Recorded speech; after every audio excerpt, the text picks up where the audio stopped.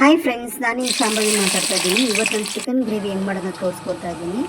ಹಚ್ಕೊಂಡಿರೋ ಒಂದು ಈರುಳ್ಳಿ ನಾನು ಇವಾಗ ಎಣ್ಣೆ ಒಳಗೆ ಹಾಕ್ಕೊಂಡಿದ್ದೀನಿ.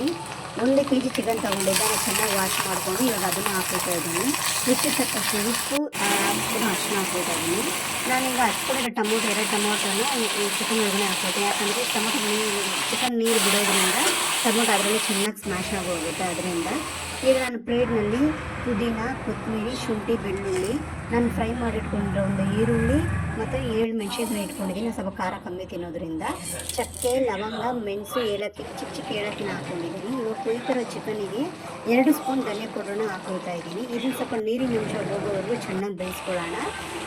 ಚೆನ್ನಾಗಿ ನೀರಿನ ಅಂಶ ಕಮ್ಮಿ ಆದಮೇಲೆ ನಾನು ರುಬ್ಬಿಟ್ಕೊಂಡಿರೋ ಗ್ರೀನ್ ಮಸಾಲಾನ ಹಾಕ್ತಾಯಿದ್ದೀನಿ. ಇದನ್ನು ಅಷ್ಟೇ ಫ್ರೆಂಡ್ಸ್, ಒಂದು 5 ನಿಮಿಷ ಚೆನ್ನಾಗಿ ಫ್ರೈ ಮಾಡ್ಕೊಳ್ಳೋಣ. ಎಣ್ಣೆಯಲ್ಲಿ ಚಿಕನ್ ಜೊತೆ ಸ್ವಲ್ಪ ಚೆನ್ನಾಗಿ ನೀರು ಹಾಕೋದು ಬೇಡ. ಈಗ ಒಂದು 5 ನಿಮಿಷ ಫ್ರೈ ಮಾಡಿದ್ಮೇಲೆ ನಾನು ಮಿಕ್ಸಿ ಜಾರನ್ನ ತೊಳೆದ್ಬಿಟ್ಟು ಆ ನೀರನ್ನ ಹಾಕ್ಕೊಳ್ತಾ ಇದ್ದೀನಿ. ಒಂದು 10 ರಿಂದ 15 ನಿಮಿಷ ಇದನ್ನ ಮೀಡಿಯಮ್ ಫ್ಲೇಮಲ್ಲಿ ಇಟ್ಬಿಟ್ಟು ನಾವು ಫ್ರೈ ಮಾಡಿಕೊಂಡ್ರೆ ತುಂಬ ಚೆನ್ನಾಗಿರುತ್ತೆ.